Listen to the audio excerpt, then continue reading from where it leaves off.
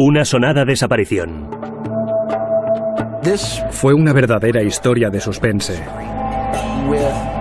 en la que estuvo involucrada gente influyente. Una familia desesperada. Vivían en un barrio donde la policía no solía venir en busca de un cadáver. Y una búsqueda de la verdad que se prolongó durante 10 años. Yo quisiera saber si algo le ha ocurrido a mi mujer.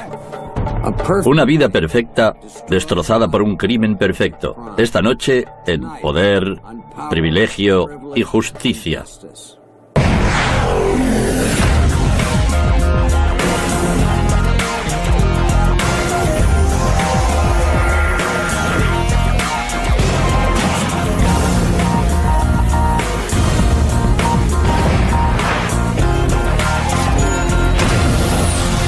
Crímenes imperfectos, ricos y famosos, traición en la familia.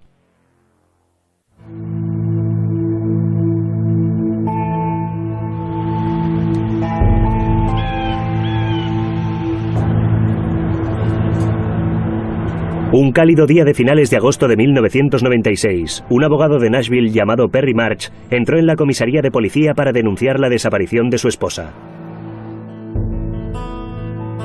Acompañado de su suegro y de su cuñado, Perry contó a la policía que su mujer, Janet, de 33 años, llevaba más de 2 semanas sin dar señales de vida.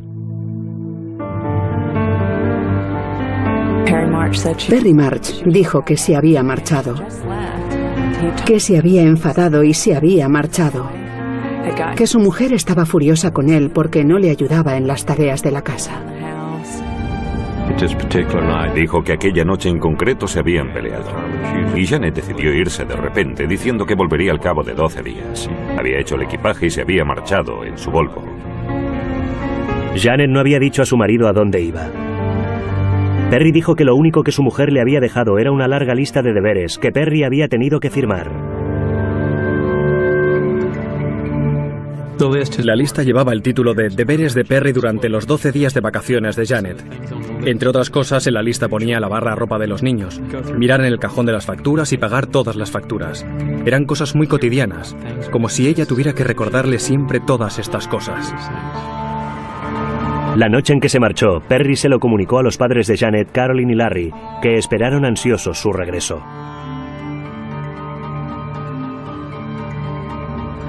Pero ya habían pasado los 12 días y la preocupación de los Levin se convirtió en pánico. Tengo entendido que la policía incluso criticó a Larry Levin por no haberlo denunciado antes.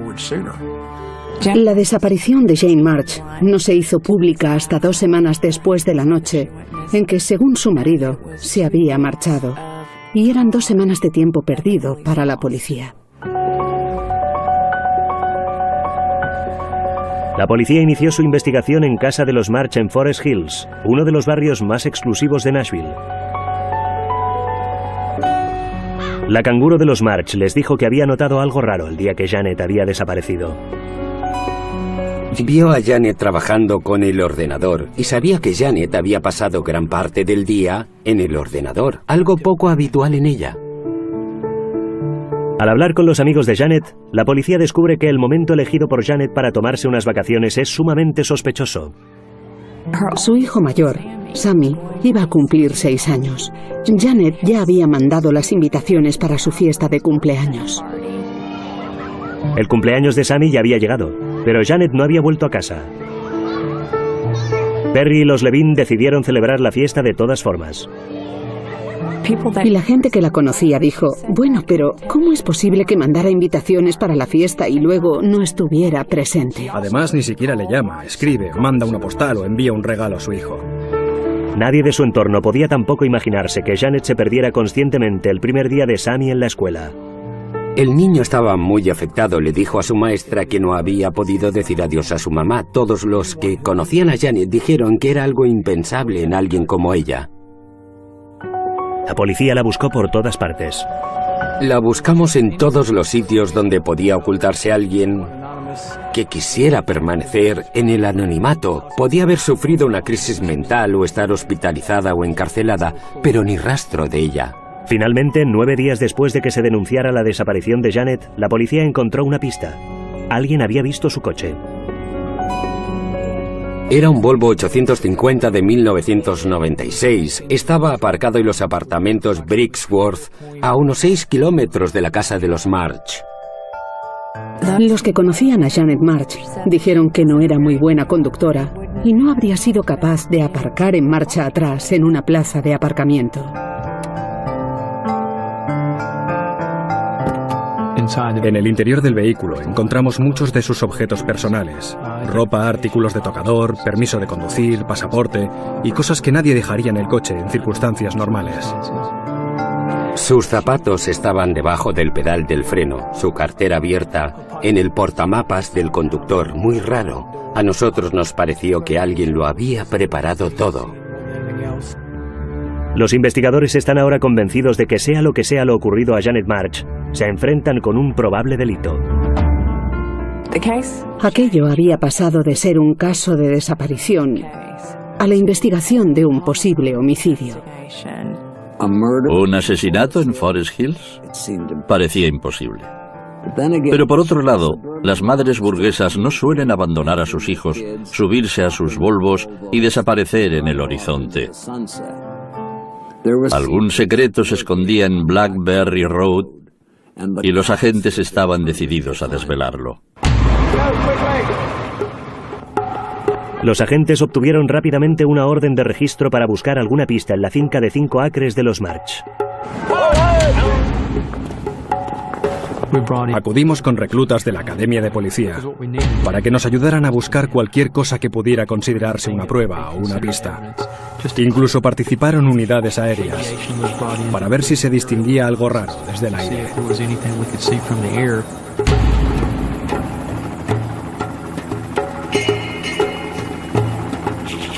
Tenían un helicóptero detector de calor con el que se pueden encontrar cuerpos humanos. Fue una búsqueda a gran escala. En la casa, los investigadores están muy interesados en saber qué hacía Janet con su ordenador el día de su desaparición. Pero cuando buscan en el despacho, hacen un nefasto descubrimiento. El disco duro había sido arrancado del ordenador. Perry no pudo explicarlo. Entonces fue cuando las sospechas cobraron cuerpo.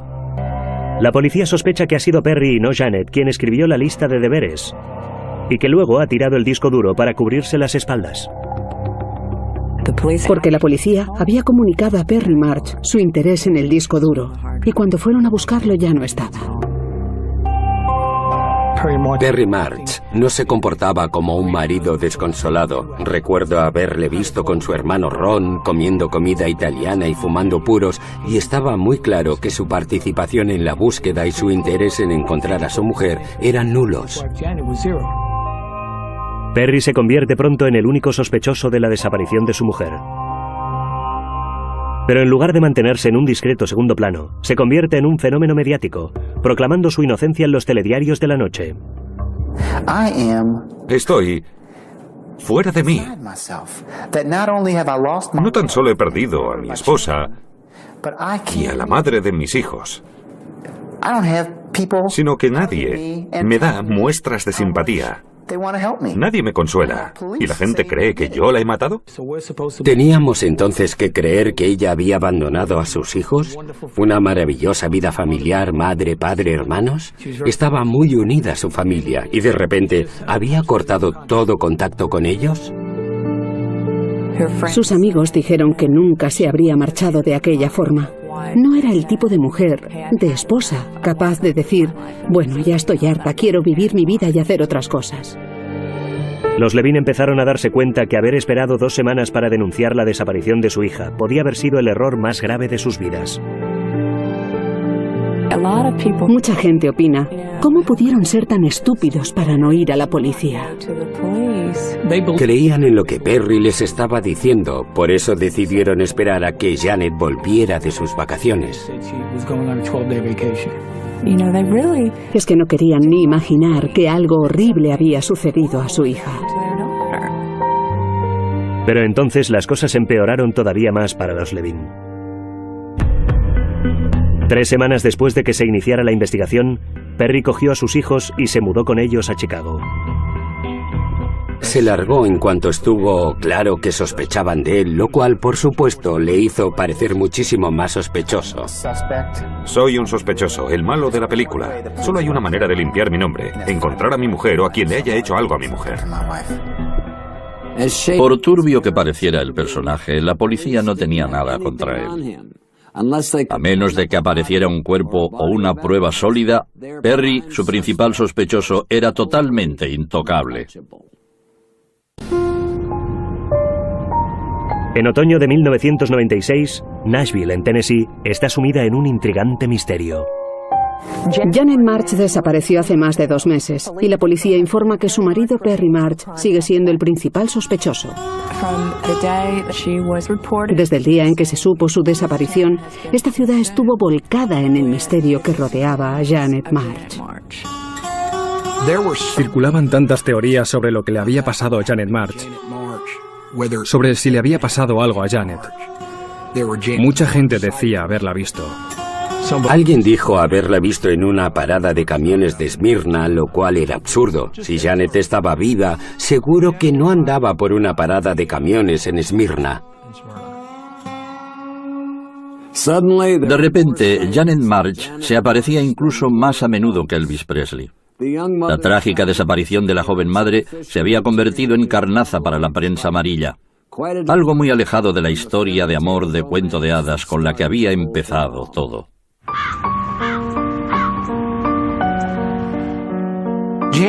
Janet y Perry se habían conocido en la Universidad de Michigan, igual que los padres de Janet, que también se habían encontrado en la misma universidad antes que ellos. Era el hombre con el que él quería casarse. Y los Levine estaban totalmente de acuerdo. Quería ser abogado igual que Larry. Quería estudiar en la Facultad de Derecho, al igual que lo había hecho el señor Levine. Era el típico buen muchacho judío con un brillante futuro. Larry Levine había dicho que si su hija amaba a Perry March, a él esto le bastaba. El padre de Janet, Larry Levine, era un próspero y acomodado abogado.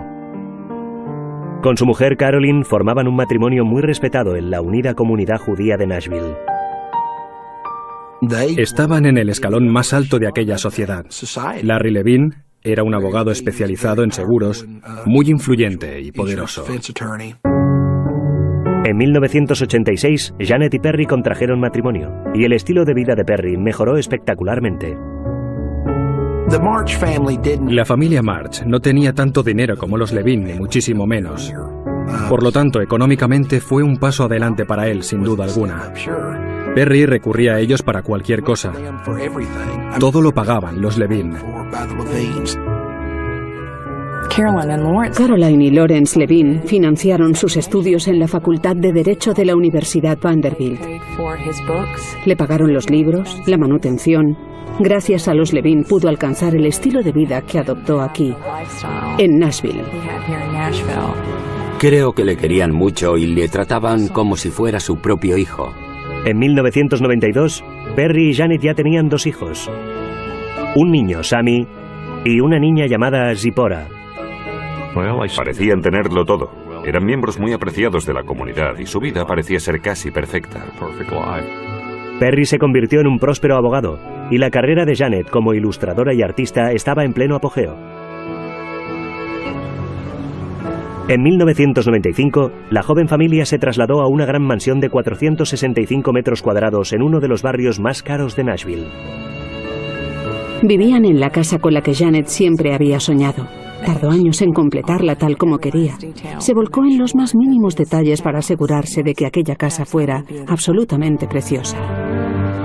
Pero tras 9 años de matrimonio, pocos meses antes de su desaparición, la situación ya no parecía ser tan halagüeña. Se peleaban mucho. Discutían tanto que incluso lo hacían delante de los padres de Janet, que empezaron a preocuparse. Toda la gente de su entorno sabía que la pareja tenía problemas. La policía descubrió, al investigar la vida profesional de Perry, que había ocultado un tremendo secreto. Perry había trabajado en uno de los bufetes de abogados más prestigiosos de Nashville, Bass, Berry y Sims, y le echaron del bufete. Una asistente de abogado del bufete había recibido 3 misteriosas cartas. No sabían de quién eran, pero eran unas cartas con un fuerte contenido sexual. Tras una investigación interna, descubrieron que el autor de las cartas era Perry March. El abogado aceptó pagar una indemnización para evitar una demanda. Fue una suma de unos $25.000. Se marchó del buffet para trabajar con los Levin. Larry Levin nunca supo el motivo real para que Perry abandonara la empresa, pero al parecer Janet había descubierto el vergonzoso secreto de su marido. Estaban reuniendo sus pertenencias y alguien de la casa encontró un sobre con el nombre de Janet.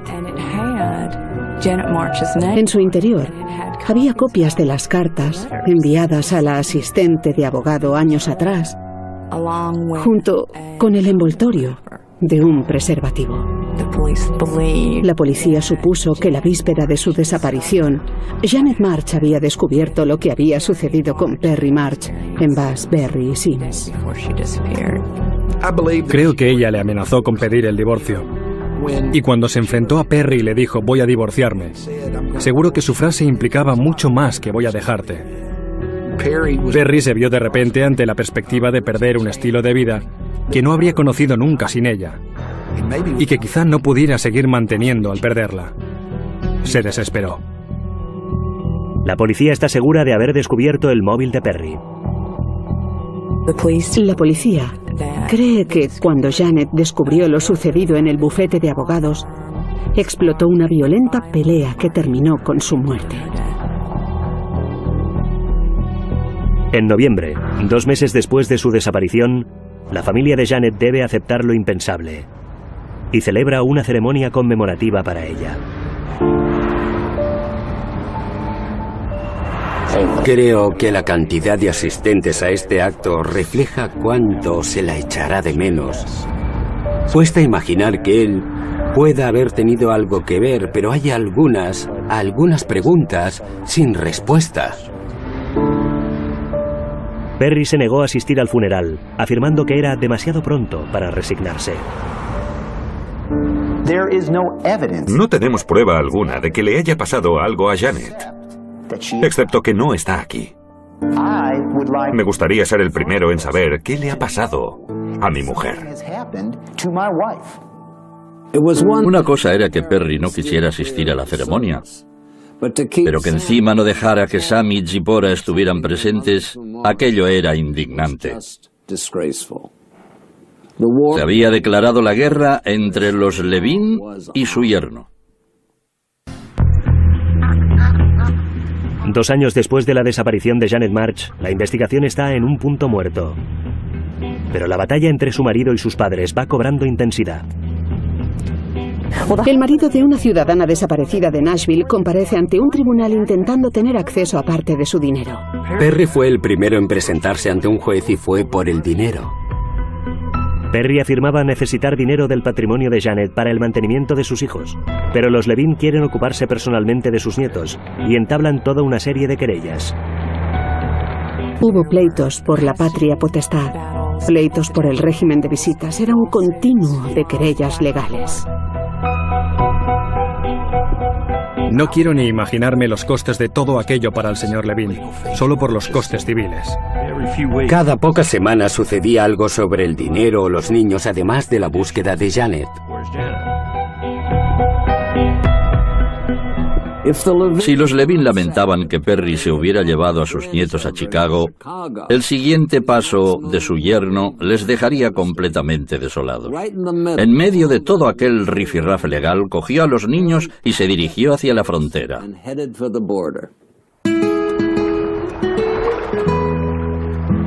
Perry se fue a vivir a México, un pueblito mexicano cerca de Guadalajara llamado Ajijic, un centro turístico donde vivía su padre. El padre de Perry, Arthur March, un correoso teniente coronel y farmacéutico retirado, llevaba ya varios años disfrutando de la vida en México. Era un ex militar típico, presumía de haber estado en los Boinas Verdes, se consideraba a sí mismo un experto en muchísimas cosas. Siempre estaba fanfarroneando y dándoselas de duro, pero en realidad solo era un viejo cascarrabias encantador. Durante los años siguientes, Perry siguió concediendo entrevistas a los medios de comunicación de Nashville. Espero que algún día descubramos qué le pasó a Janet y que todo esto se convierta en un simple episodio interesante de mi vida. Aunque afirma estar seguro de que Janet aparecerá algún día, Perry no tiene inconveniente en seguir con su vida. Volvió a casarse con una mujer llamada Carmen, una mujer realmente guapa. Ella tenía 3 hijos y tuvo otro con Perry. Él siguió trabajando en México, decía que era abogado. Perry creía haber dejado atrás todos sus problemas. Pero a más de 3.000 kilómetros de distancia, los Levin siguen disputándole legalmente la custodia de los niños. No querían que el probable asesino de su hija criara a sus queridos nietos. Un año más tarde, en mayo de 2000, un juez concede a los Levin la custodia temporal de sus nietos. Pocos días después, entran en acción. Caroline y Larry Levin viajaron a México para encargarse de los niños. La llegada de los abuelos fue inesperada. Los niños estaban en la escuela, como un día normal y corriente. El señor y la señora Levin, acompañados según tengo entendido por personal armado, fueron a buscar a los niños a la escuela. Y más tarde, aquel mismo día, volaron con ellos a México DF y desde allí a Nashville. Furioso, Perry se defendió. Arthur y Perry March acusaron a Caroline y Larry Levin de haber secuestrado a los niños. Aquello se convirtió en una batalla entre las dos familias. El juez del Distrito Federal de Nashville dictaminó que no había justificación para arrebatar a los niños de su residencia habitual en México y ordenó que los devolvieran a Perry March. Al perder la última batalla para obtener la custodia de los niños, los Levin pusieron toda la carne en el asador. Lawrence y Caroline Levin presentaron una demanda judicial contra Perry March por la muerte de su hija. Creo que su marido la asesinó. Perry se negó a regresar a Nashville. Perry fue juzgado en ausencia en un juzgado civil, que le declaró responsable de la muerte de Janet. El veredicto del jurado sentó una indemnización de $113,5 millones, una de las cantidades más altas vistas hasta entonces en aquel estado. Pero Perry se cobraría una enorme victoria cuando sus abogados de Nashville consiguieron anular el juicio por un tecnicismo jurídico. Envalentonado por sus victorias legales, Perry reanudó la campaña para limpiar su nombre.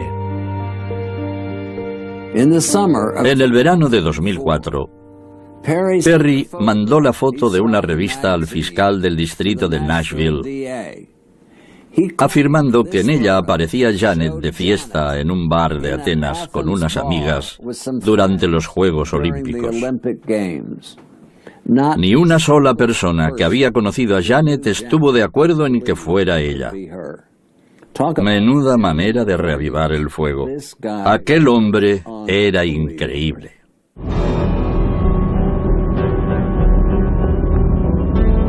Teníamos la esperanza de encontrar su cadáver, pero cada vez teníamos menos pistas. La fiscalía temía perder a los testigos. 8 largos años de intensiva investigación habían cosechado muy pocas pruebas. Las pruebas eran lo que eran y quizá no consiguiéramos nunca algo mejor. Hicimos todo lo humanamente posible para encontrar su cadáver, pero no lo conseguimos. El fiscal del distrito decidió entonces jugársela a fondo y acusar a Perry March de asesinato. El fiscal del distrito y yo nos reunimos y decidimos que era el momento de hacerlo. Mientras tanto, en México, Perry March no tiene ni idea de que el cerco se está estrechando. La Fiscalía de Nashville tramita en secreto la extradición de Perry. Cuando las autoridades mexicanas le extraditaron, nosotros asumimos su custodia. Rodeado de agentes, Perry embarcó en un avión rumbo a Nashville. Nos sirvieron una comida. Él hizo la siesta, leyó una revista y entonces empezó a preguntar sobre las pruebas. ¿Cómo sabíamos que Janet había muerto? ¿Habíamos encontrado su cadáver?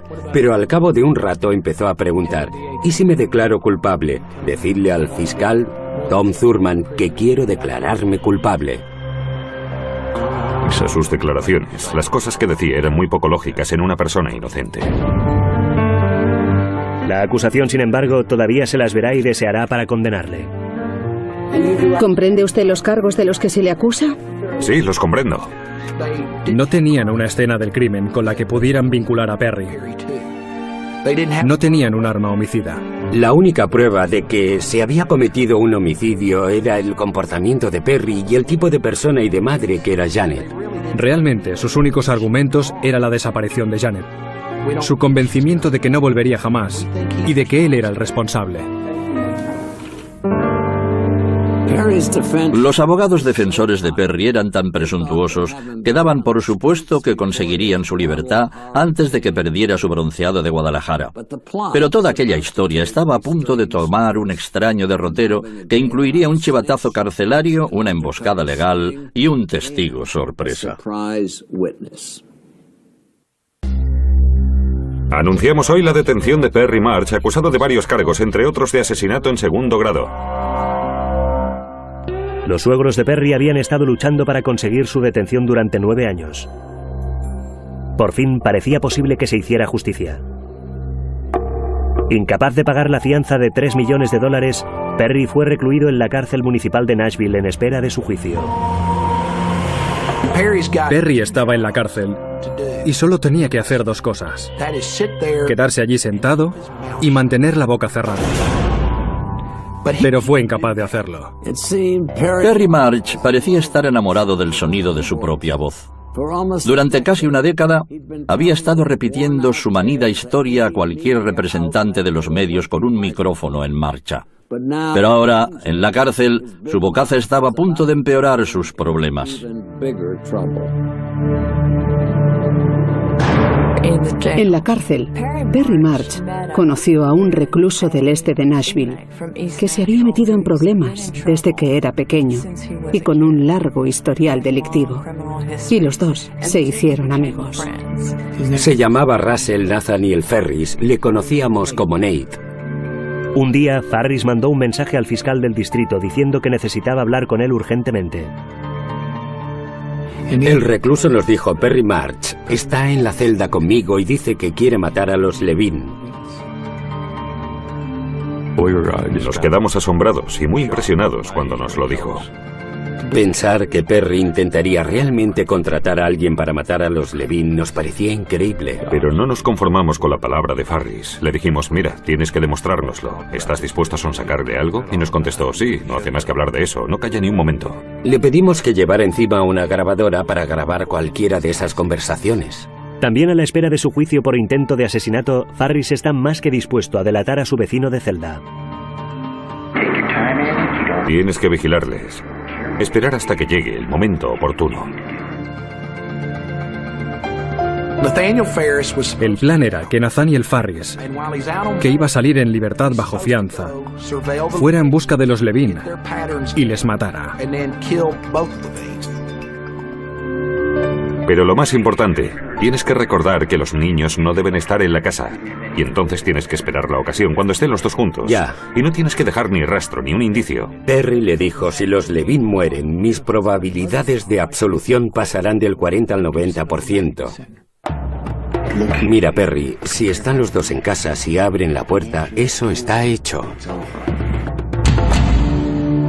De toda la gente que podía encontrar para ayudarle en su conspiración, va y elige a un chivato profesional. Eso era lo mejor de Perry. Eso era lo bueno de ser un criminal tan poco sofisticado y demasiado ignorante para siquiera darse cuenta. Para engatusar mejor a su vecino, Perry le ofrece los servicios de su padre. El plan era que Arthur March acogiera al futuro pistolero en México. Si mi padre sabe que me has ayudado, mi padre se jugaría la vida por ti mañana mismo. Tomaremos coronitas en la playa, vivirás como un rey. Le prometió el oro y el moro creyendo que Nate estaba de veras dispuesto a hacerlo.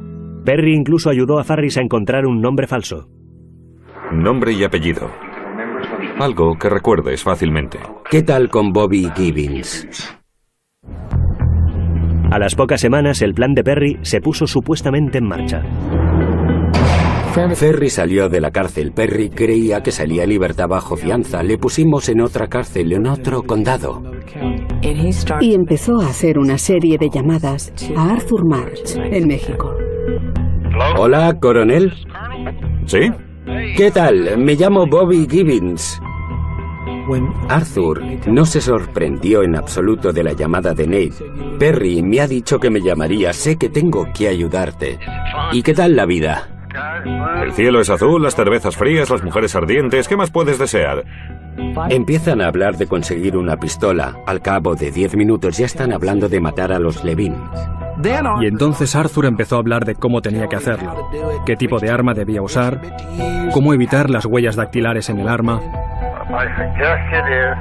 Te sugiero que en cuanto tengas el arma, te pongas guantes de cirujano. Vale. Y no te los quites ni un momento.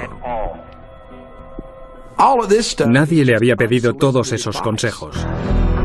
En total, Farris obtiene más de 6 horas de grabación para la policía. No podías haber encontrado un cómplice peor que Nathaniel Farris para asesinar a los Levin. El signo de interrogación que lleva en el cuello significa ¿voy a delatarte o no? Perry y su padre son inmediatamente acusados de conspirar para cometer un asesinato. Mucha gente se preguntó, pero siendo abogado, ¿no sabía que no hay que hablar con nadie en la cárcel? Bueno, al principio casi nadie se lo creía, porque resultaba tan increíble. Pensabas, pero ¿cómo es posible que sea tan estúpido? Pero claro, cuando escuchabas las cintas decías, pues sí, lo es. Tras jugar al gato y al ratón durante una década, los investigadores tienen por fin entre sus garras a Perry March y a su padre. Y ahora creen que si pueden presionar todavía más a Arthur, quizá puedan resolver finalmente el misterio del paradero de Janet March.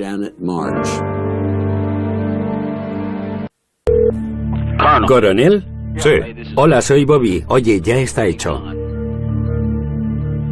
En colaboración con la policía, el confidente Nate Farris llama a Arthur March en México y pretende haber matado a los Levin. ¿Has terminado el trabajo? Sí, ya está todo hecho. Ahora estoy en Houston y llegaré a Guadalajara hacia las 2:30. De manera que Arthur fue a buscarle al aeropuerto de Guadalajara. El FBI le había seguido todo el rato. Y un agente del FBI se le acercó y le dijo, ¿es usted Arthur March? Contestó, sí. Al llegar al aeropuerto, al principio negó el motivo de su presencia allí, pero luego admitió que había ido a buscar a un tipo llamado Bobby Gibbons. Los agentes del FBI detuvieron a Arthur y se lo llevaron a Nashville. A partir de la detención de Arthur March, el caso empezó a resolverse muy rápido, porque llegados a este punto, la policía y la fiscalía se dieron cuenta de que Arthur March debía estar implicado en la desaparición de Janet March. Cuando la fiscalía hizo escuchar a Arthur las cintas grabadas de sus conversaciones telefónicas, este se dio cuenta de lo precario de su situación.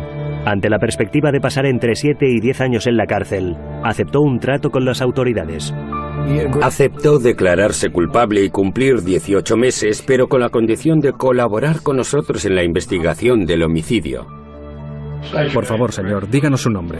Arthur Wayne March. ¿Qué edad tiene usted? 78 años. Al parecer, la moralidad de Arthur era tan discutible como la de su hijo. Para salvar su propio pellejo se giró contra Perry y empezó a hablar. Sus declaraciones serían la soga alrededor del cuello de su hijo. ¿Le pidió a su hijo que hiciera algo por él? Me pidió que le ayudara a deshacerse del cadáver de Janet. Según Arthur, Perry y Janet habían tenido una discusión que había subido de tono hasta convertirse en una pelea que había terminado con su muerte. No me dijo nunca que la hubiera matado. Nunca. Utilizaba la palabra accidente. Y quizá Arthur le había creído, pero Arthur se las da de hombre para todo, de ser capaz de resolver cualquier situación. Arthur amaba a su hijo, pero le consideraba un poco inútil. Arthur era el tipo de persona que diría: oye Perry, es que todo lo haces mal, pero ¿dónde dices que has ocultado el cuerpo? Arthur contó a la policía que Perry había escondido el cuerpo de Janet en una zona boscosa cerca de su casa. Pero unas obras de urbanización inminentes le habían obligado a pedir a su padre que le ayudara a trasladar los restos mortales.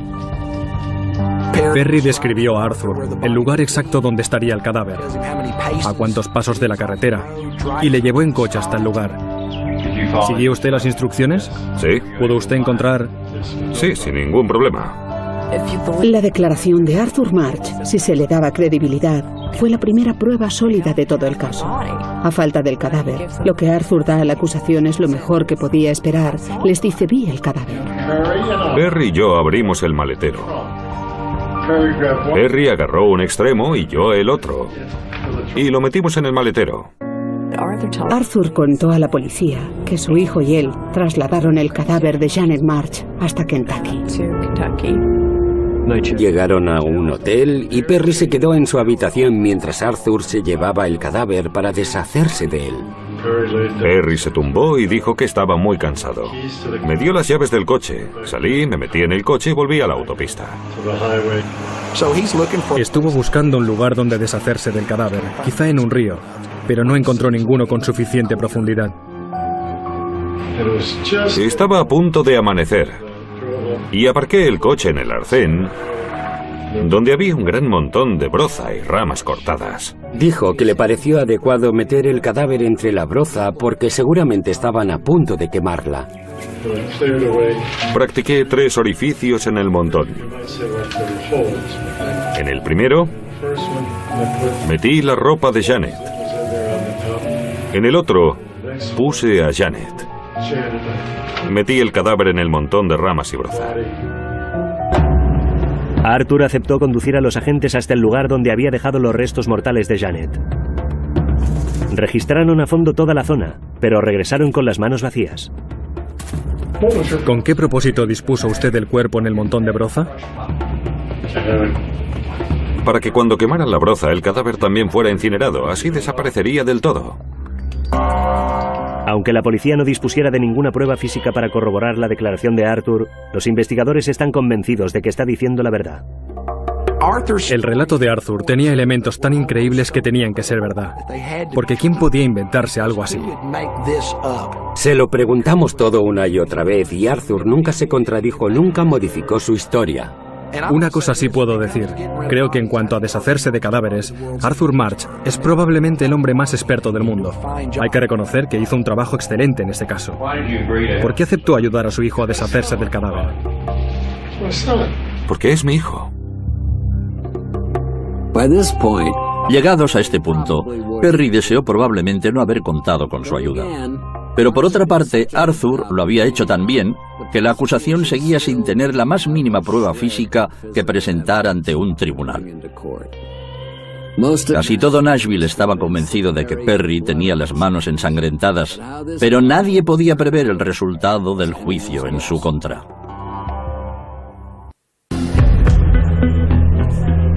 El 9 de agosto de 2006, casi 10 años exactos desde el día en que desapareció Janet March, su marido Perry compareció ante un tribunal acusado de haberla asesinado. Es un caso de asesinato, de traición y de abuso de confianza. Lo peor de presentar cargos de asesinato sin disponer del cadáver es el típico truco de la defensa. Y ahora les presento a Janet March. Y a ver cuánta gente se gira para mirar. Entonces les miras y les dices, si se han girado es que todavía cabe una duda razonable. Ni siquiera sé si está muerta y ¿saben qué les digo? Tampoco ellos lo saben.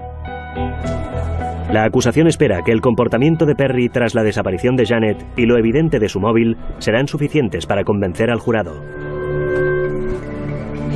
Perry me dijo que tenía miedo de que Janet pidiera el divorcio y se llevara a los niños. ¿De qué crimen hablaron? De que yo asesinara a los Levin. ¿De quién había sido la idea? Había sido de Perry. El principal testigo de cargo, Arthur March, está demasiado enfermo para estar presente en el juicio, pero su confesión grabada causa sensación en la sala. Cuando Arthur admitió haberse deshecho del cadáver, pareció que por fin el caso estaba resuelto. Pero mientras se van acumulando las pruebas contra Perry, su comportamiento sorprende al tribunal. Se comportaba de una forma arrogante, altanera, condescendiente. Opto por no declarar. Y eso no le ayudó en absoluto. Tras 7 largos días escuchando las declaraciones de los testigos, el caso está ahora en manos del jurado. Por favor, levántese para anunciar el veredicto en nombre del jurado. Nuestro veredicto. Este jurado ha encontrado al acusado Perry March culpable del cargo de asesinato en segundo grado, culpable del grado de ocultar un cadáver, culpable de haber manipulado las pruebas.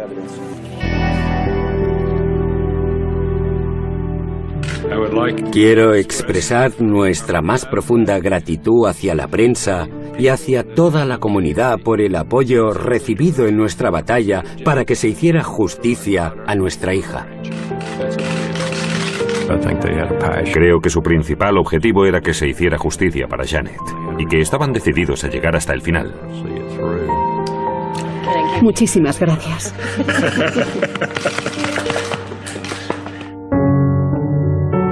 Perry March fue condenado a 56 años en una cárcel estatal. Un juez federal desestimó la petición de Arthur March de ser condenado a tan solo 18 meses y le sentenció a 5 años de cárcel. A los 4 meses de empezar a cumplir su condena, Arthur murió en la cárcel, con 79 años. Este caso ha dejado en su estela una víctima tras otra. Janet Levine no fue la única víctima, muriendo aquel mes de agosto de 1996.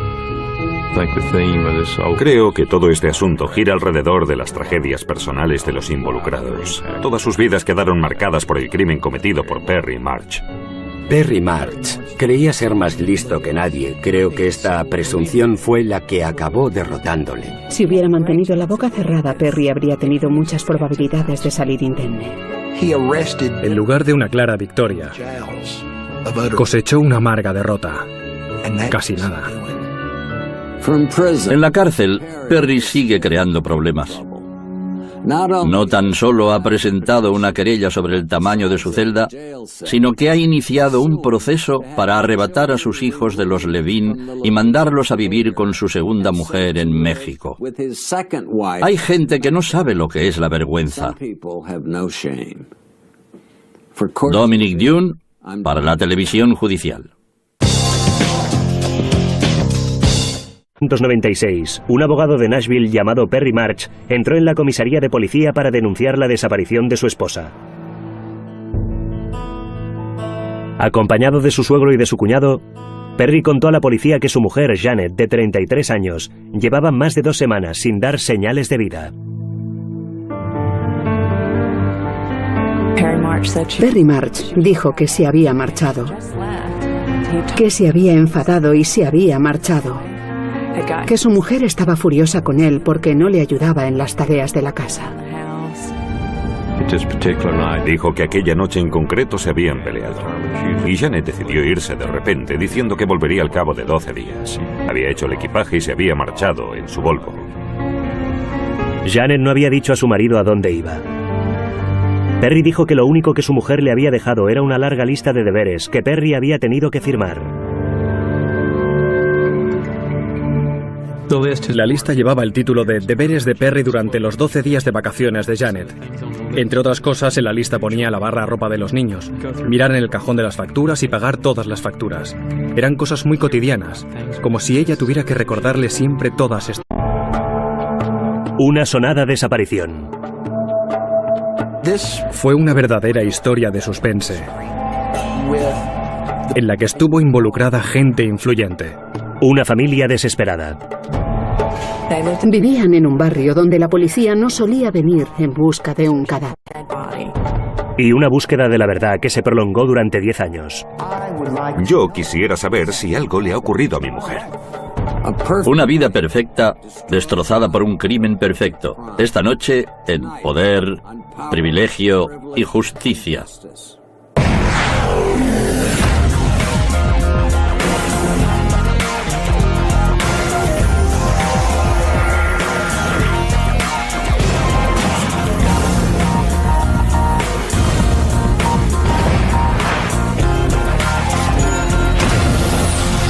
Crímenes imperfectos, ricos y famosos, traición en la familia.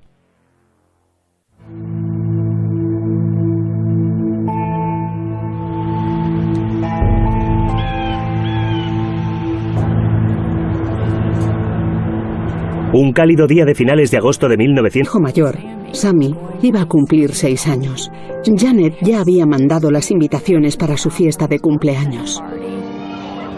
El cumpleaños de Sammy ya había llegado, pero Janet no había vuelto a casa. Perry y los Levin decidieron celebrar la fiesta de todas formas. Y la gente que la conocía dijo, bueno, pero ¿cómo es posible que mandara invitaciones para la fiesta y luego no estuviera presente? Además, ni siquiera le llama, escribe, manda una postal o envía un regalo a su hijo.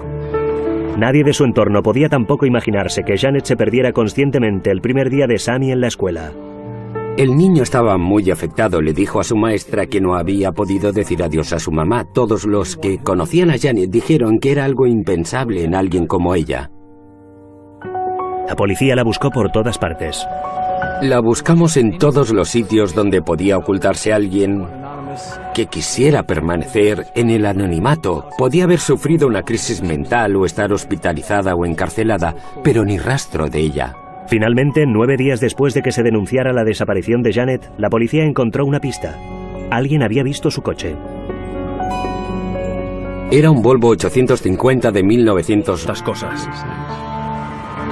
La noche en que se marchó, Perry se lo comunicó a los padres de Janet, Carolyn y Larry, que esperaron ansiosos su regreso.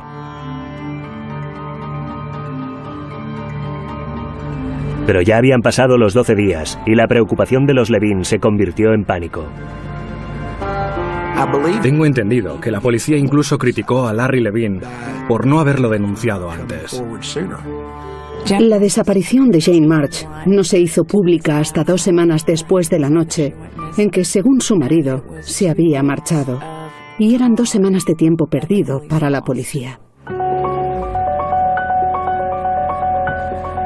La policía inició su investigación en casa de los March en Forest Hills, uno de los barrios más exclusivos de Nashville.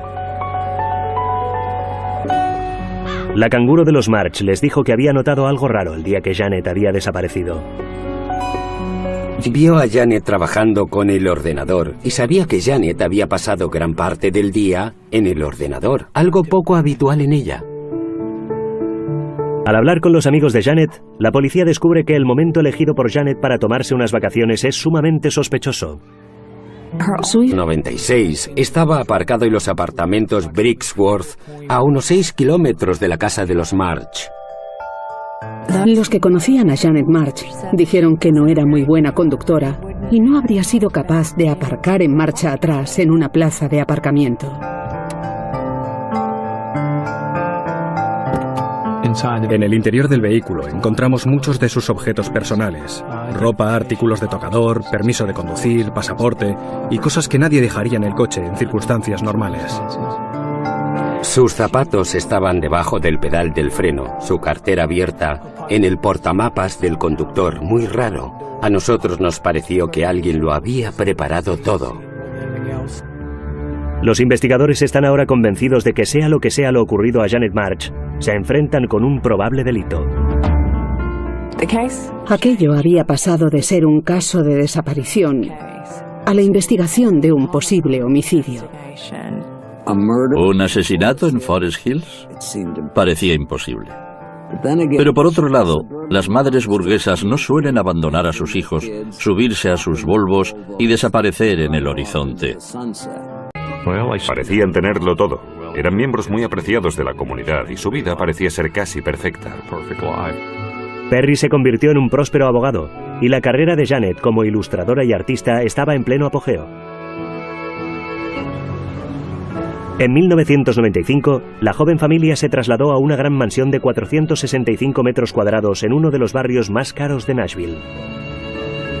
Vivían en la casa con la que Janet siempre había soñado. Tardó años en completarla tal como quería.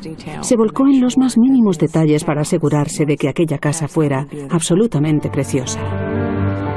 Pero tras 9 años de matrimonio, pocos meses antes de su desaparición, la situación ya no parecía ser tan halagüeña. Se peleaban mucho. Discutían tanto que incluso lo hacían delante de los padres de Janet, que empezaron a preocuparse. Toda la gente de su entorno sabía que la pareja tenía problemas. La policía descubrió, al investigar la vida profesional de Perry, que había ocultado un tremendo secreto. Perry había trabajado en uno de los bufetes de abogados más prestigiosos de Nashville, Bass, Berry y Sims, y le echaron del bufete. Una asistente de abogado del bufete había recibido 3 misteriosas cartas. No sabían de quién eran, pero eran unas cartas con un fuerte contenido sexual. Tras una investigación interna, descubrieron que el autor de las cartas era Perry March. El abogado aceptó pagar una indemnización para evitar una demanda. Fue una suma de unos $25,000. Se marchó del buffet para trabajar con los Levin. Larry Levin nunca supo el motivo real para que Perry abandonara la empresa. Pero al parecer, Janet había descubierto el vergonzoso secreto de su marido. Estaban reuniendo sus pertenencias y alguien de la casa encontró un sobre con el nombre de Janet. En su interior había copias de las cartas enviadas a la asistente de abogado años atrás, junto con el envoltorio de un preservativo. La policía supuso que la víspera de su desaparición, Janet March había descubierto lo que había sucedido con Perry March en Bass, Berry y Sims. Creo que ella le amenazó con pedir el divorcio. Y cuando se enfrentó a Perry y le dijo voy a divorciarme, seguro que su frase implicaba mucho más que voy a dejarte. Perry se vio de repente ante la perspectiva de perder un estilo de vida que no habría conocido nunca sin ella, y que quizá no pudiera seguir manteniendo al perderla. Se desesperó. La policía está segura de haber descubierto el móvil de Perry. La policía cree que cuando Janet descubrió lo sucedido en el bufete de abogados, explotó una violenta pelea que terminó con su muerte. En noviembre, 2 meses después de su desaparición, la familia de Janet debe aceptar lo impensable y celebra una ceremonia conmemorativa para ella. Creo que la cantidad de asistentes a este acto refleja cuánto se la echará de menos. Cuesta imaginar que él pueda haber tenido algo que ver, pero hay algunas preguntas sin respuesta. Perry se negó a asistir al funeral, afirmando que era demasiado pronto para resignarse. No tenemos prueba alguna de que le haya pasado algo a Janet, excepto que no está aquí. Me gustaría ser el primero en saber qué le ha pasado a mi mujer. Una cosa era que Perry no quisiera asistir a la ceremonia, pero que encima no dejara que Sam y Zipporah estuvieran presentes, aquello era indignante. Se había declarado la guerra entre los Levin y su yerno. 2 años después de la desaparición de Janet March, la investigación está en un punto muerto. Pero la batalla entre su marido y sus padres va cobrando intensidad. El marido de una ciudadana desaparecida de Nashville comparece ante un tribunal intentando tener acceso a parte de su dinero. Perry fue el primero en presentarse ante un juez y fue por el dinero. Perry afirmaba necesitar dinero del patrimonio de Janet para el mantenimiento de sus hijos, pero los Levin quieren ocuparse personalmente de sus nietos y entablan toda una serie de querellas. Hubo pleitos por la patria potestad, pleitos por el régimen de visitas. Era un continuo de querellas legales. No quiero ni imaginarme los costes de todo aquello para el señor Levin, solo por los costes civiles. Cada pocas semanas sucedía algo sobre el dinero o los niños, además de la búsqueda de Janet. Si los Levin lamentaban que Perry se hubiera llevado a sus nietos a Chicago, el siguiente paso de su yerno les dejaría completamente desolados. En medio de todo aquel rifirrafe legal, cogió a los niños y se dirigió hacia la frontera.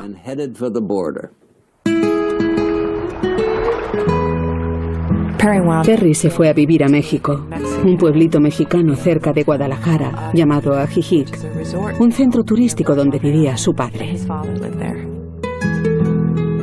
El padre de Perry, Arthur March, un correoso teniente coronel y farmacéutico retirado, llevaba ya varios años disfrutando de la vida en México. Era un ex militar típico, presumía de haber estado en los Boinas Verdes, se consideraba a sí mismo un experto en muchísimas cosas. Siempre estaba fanfarroneando y dándoselas de duro, pero en realidad solo era un viejo cascarrabias encantador. Durante los años siguientes, Perry siguió concediendo entrevistas a los medios de comunicación de Nashville. Espero que algún día descubramos qué le pasó a Janet y que todo esto se convierta en un simple episodio interesante de mi vida. Aunque afirma estar seguro de que Janet aparecerá algún día, Perry no tiene inconveniente en seguir con su vida. Volvió a casarse con una mujer llamada Carmen, una mujer realmente guapa. Ella tenía 3 hijos y tuvo otro con Perry. Él siguió trabajando en México, decía que era abogado. Perry creía haber dejado atrás todos sus problemas. Pero a más de 3.000 kilómetros de distancia, los Levin siguen disputándole legalmente la custodia de los niños. No querían que el probable asesino de su hija criara a sus queridos nietos. Un año más tarde, en mayo de 2000, un juez concede a los Levin la custodia temporal de sus nietos. Pocos días después, entran en acción. Caroline y Larry Levin viajaron a México para encargarse de los niños. La llegada de los abuelos fue inesperada. Los niños estaban en la escuela, como un día normal y corriente. El señor y la señora Levin, acompañados según tengo entendido por personal armado, fueron a buscar a los niños a la escuela. Y más tarde, aquel mismo día, volaron con ellos a México DF y desde allí a Nashville. Furioso, Perry se defendió. Arthur y Perry March acusaron a Caroline y Larry Levin de haber secuestrado a los niños. Aquello se convirtió en una batalla entre las dos familias. El juez del Distrito Federal de Nashville dictaminó que no había justificación para arrebatar a los niños de su residencia habitual en México y ordenó que los devolvieran a Perry March. Al perder la última batalla para obtener la custodia de los niños, los Levin pusieron toda la carne en el asador. Lawrence y Caroline Levin presentaron una demanda judicial contra Perry March por la muerte de su hija. Creo que su marido la asesinó. Perry se negó a regresar a Nashville. Perry fue juzgado en ausencia en un juzgado civil, que le declaró responsable de la muerte de Janet. Aunque nunca se habría marchado de aquella forma. No era el tipo de mujer, de esposa, capaz de decir, bueno, ya estoy harta, quiero vivir mi vida y hacer otras cosas. Los Levin empezaron a darse cuenta que haber esperado 2 semanas para denunciar la desaparición de su hija podía haber sido el error más grave de sus vidas. Mucha gente opina, ¿cómo pudieron ser tan estúpidos para no ir a la policía? Creían en lo que Perry les estaba diciendo, por eso decidieron esperar a que Janet volviera de sus vacaciones. Es que no querían ni imaginar que algo horrible había sucedido a su hija. Pero entonces las cosas empeoraron todavía más para los Levin. 3 semanas después de que se iniciara la investigación, Perry cogió a sus hijos y se mudó con ellos a Chicago. Se largó en cuanto estuvo claro que sospechaban de él, lo cual, por supuesto, le hizo parecer muchísimo más sospechoso. Soy un sospechoso, el malo de la película. Solo hay una manera de limpiar mi nombre: encontrar a mi mujer o a quien le haya hecho algo a mi mujer. Por turbio que pareciera el personaje, la policía no tenía nada contra él. A menos de que apareciera un cuerpo o una prueba sólida, Perry, su principal sospechoso, era totalmente intocable. En otoño de 1996, Nashville, en Tennessee, está sumida en un intrigante misterio. Janet March desapareció hace más de 2 meses y la policía informa que su marido Perry March sigue siendo el principal sospechoso. Desde el día en que se supo su desaparición, esta ciudad estuvo volcada en el misterio que rodeaba a Janet March. Circulaban tantas teorías sobre lo que le había pasado a Janet March, sobre si le había pasado algo a Janet. Mucha gente decía haberla visto. Alguien dijo haberla visto en una parada de camiones de Esmirna, lo cual era absurdo. Si Janet estaba viva, seguro que no andaba por una parada de camiones en Esmirna. De repente, Janet March se aparecía incluso más a menudo que Elvis Presley. La trágica desaparición de la joven madre se había convertido en carnaza para la prensa amarilla. Algo muy alejado de la historia de amor de cuento de hadas con la que había empezado todo.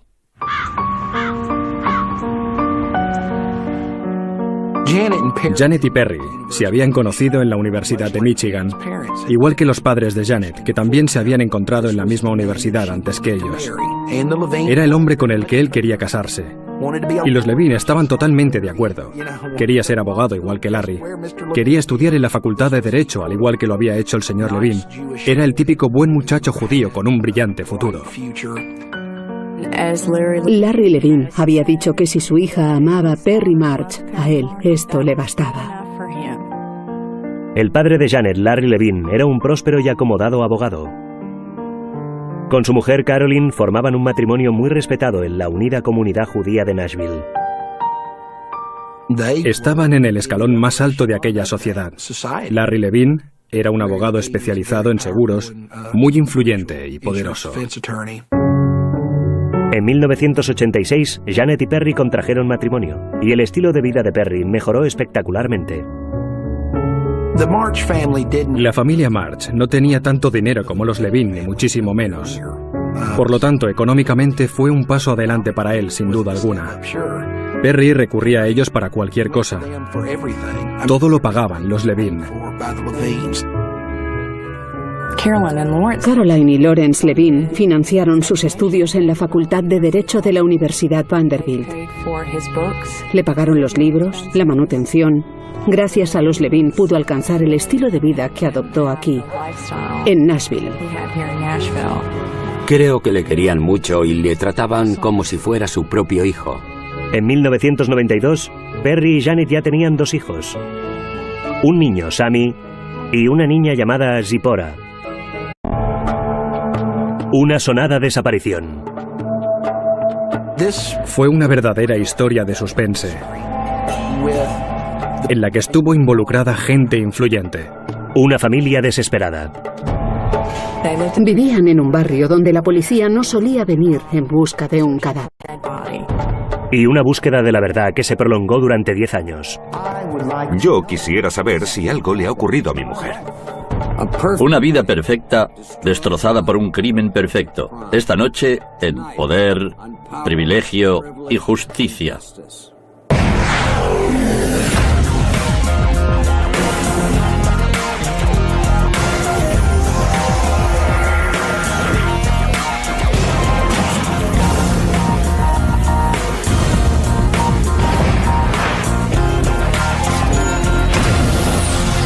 Crímenes imperfectos, ricos y famosos, traición en la familia.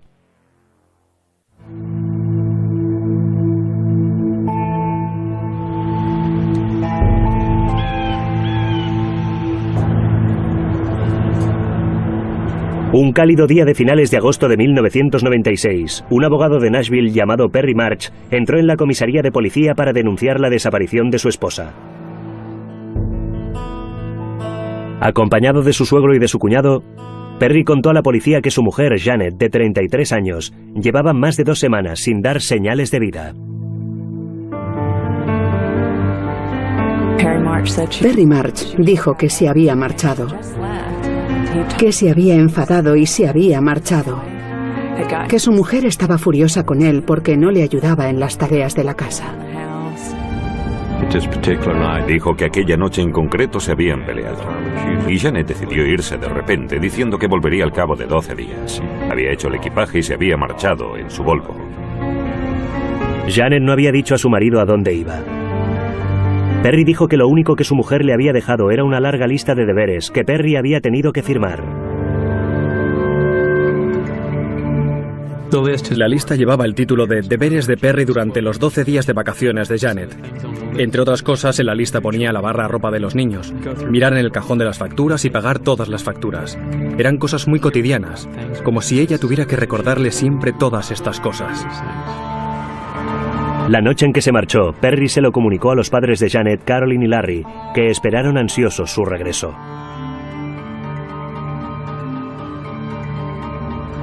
Pero ya habían pasado los 12 días y la preocupación de los Levin se convirtió en pánico.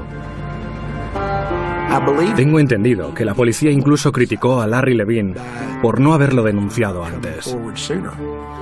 La desaparición de Jane March no se hizo pública hasta 2 semanas después de la noche en que, según su marido, se había marchado. Y eran 2 semanas de tiempo perdido para la policía. La policía inició su investigación en casa de los March en Forest Hills, uno de los barrios más exclusivos de Nashville. La canguro de los March les dijo que había notado algo raro el día que Janet había desaparecido.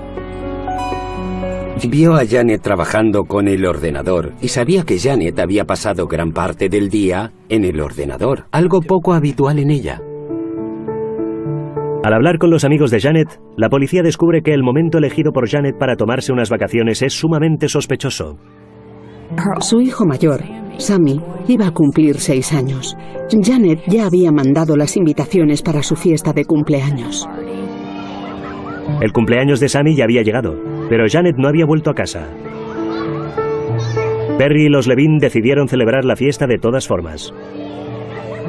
Y la gente que la conocía dijo, bueno, pero ¿cómo es posible que mandara invitaciones para la fiesta y luego no estuviera presente? Además, ni siquiera le llama, escribe, manda una postal o envía un regalo a su hijo. Nadie de su entorno podía tampoco imaginarse que Janet se perdiera conscientemente el primer día de Sammy en la escuela. El niño estaba muy afectado, le dijo a su maestra que no había podido decir adiós a su mamá. Todos los que conocían a Janet dijeron que era algo impensable en alguien como ella. La policía la buscó por todas partes. La buscamos en todos los sitios donde podía ocultarse alguien que quisiera permanecer en el anonimato. Podía haber sufrido una crisis mental o estar hospitalizada o encarcelada, pero ni rastro de ella. Finalmente, 9 días después de que se denunciara la desaparición de Janet, la policía encontró una pista. Alguien había visto su coche. Era un Volvo 850 de 1996. Estaba aparcado en los apartamentos Brixworth, a unos 6 kilómetros de la casa de los March. Los que conocían a Janet March dijeron que no era muy buena conductora y no habría sido capaz de aparcar en marcha atrás en una plaza de aparcamiento. En el interior del vehículo encontramos muchos de sus objetos personales. Ropa, artículos de tocador, permiso de conducir, pasaporte y cosas que nadie dejaría en el coche en circunstancias normales. Sus zapatos estaban debajo del pedal del freno, su cartera abierta en el portamapas del conductor, muy raro. A nosotros nos pareció que alguien lo había preparado todo. Los investigadores están ahora convencidos de que sea lo ocurrido a Janet March, se enfrentan con un probable delito. Aquello había pasado de ser un caso de desaparición a la investigación de un posible homicidio. ¿Un asesinato en Forest Hills? Parecía imposible. Pero por otro lado, las madres burguesas no suelen abandonar a sus hijos, subirse a sus Volvos y desaparecer en el horizonte. Algún secreto se escondía en Blackberry Road y los agentes estaban decididos a desvelarlo. Los agentes obtuvieron rápidamente una orden de registro para buscar alguna pista en la finca de 5 acres de los March. Acudimos con reclutas de la Academia de Policía para que nos ayudaran a buscar cualquier cosa que pudiera considerarse una prueba o una pista. Incluso participaron unidades aéreas para ver si se distinguía algo raro desde el aire.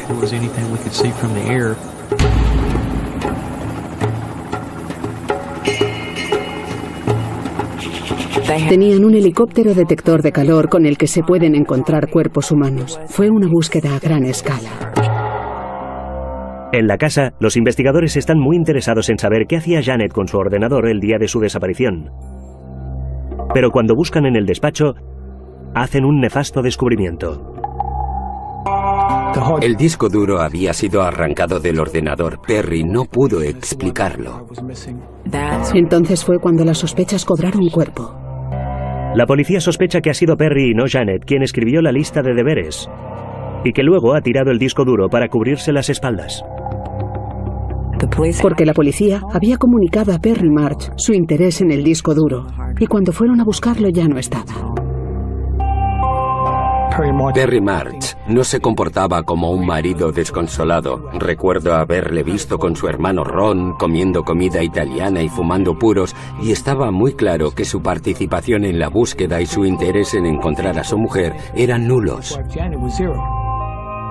Perry se convierte pronto en el único sospechoso de la desaparición de su mujer.